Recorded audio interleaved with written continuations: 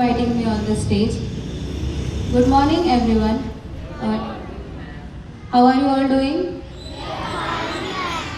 A very warm welcome to our respected principal sir, all the hardworking teachers, all other teaching and non-teaching staffs. Welcome to today's assembly.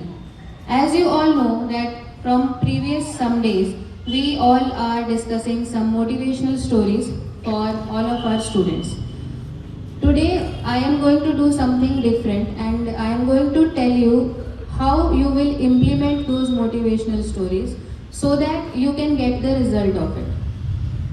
Motivational stories सुनने के बाद हम सबका मन करता है कि आज से ही पढ़ाई बहुत अच्छे से चालू होगी. कोई भी स्टूडेंट है मोटिवेशनल स्टोरी सुनने के बाद उनका ये मन करेगा कि आज तो घर जाके 2-3 घंटे बिल्कुल पढ़ ही लेना है. लेकिन शायद ऐसा होता है कि 1 घंटा पढ़ने के बाद उसके बाद एनर्जी डाउन हो जाती है और पढ़ने का मन नहीं करता. इस प्रॉब्लम का सल्यूशन साइंस ने हमें ऑलरेडी दिया है. So today I am going to discuss some science-backed methods by which a student can improve their studies. The first method is Pomodoro technique. हो सकता है आपने YouTube में कहीं पर इस टेक्निक का नाम सुना हो. In this technique, अगर कोई स्टूडेंट लगातार 2 घंटे बैठकर पढ़े तो उसके ब्रेन की एनर्जी ड्रेन हो जाएगी और वो फिर उससे ज़्यादा नहीं पढ़ पाएगा.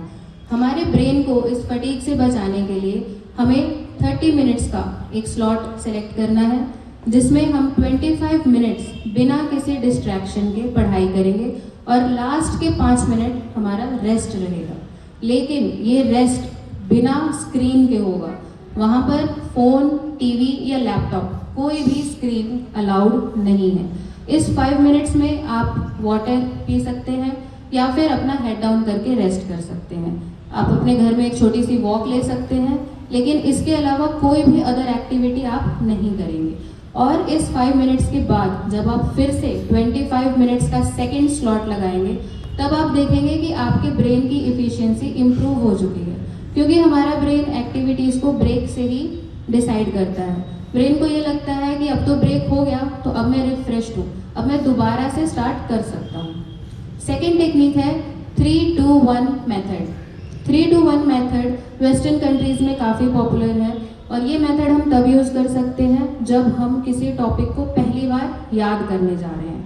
अगर आपको किसी सब्जेक्ट में लॉन्ग क्वेश्चन आंसर्स मिले हैं और अब आप उन्हें पहली बार याद करने जा रहे हैं तो उस लर्निंग को ईजी बनाने के लिए सबसे पहले आपको उस क्वेश्चन को 3 बार अपने मन में पढ़ना है बिना आवाज़ निकाले.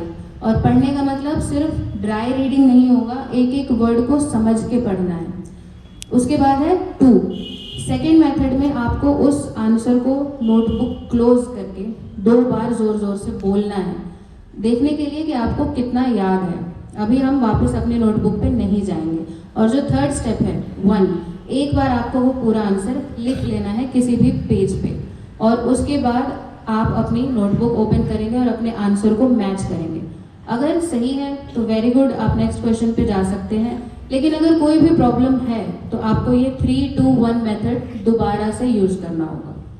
लास्ट टेक्निक जो आज मैं आपके साथ डिस्कस करने जा रही हूँ वो है फेमन मेथड. फेमन मेथड बहुत ही इजी है और मुझे ये काफ़ी इंटरेस्टिंग लगता है.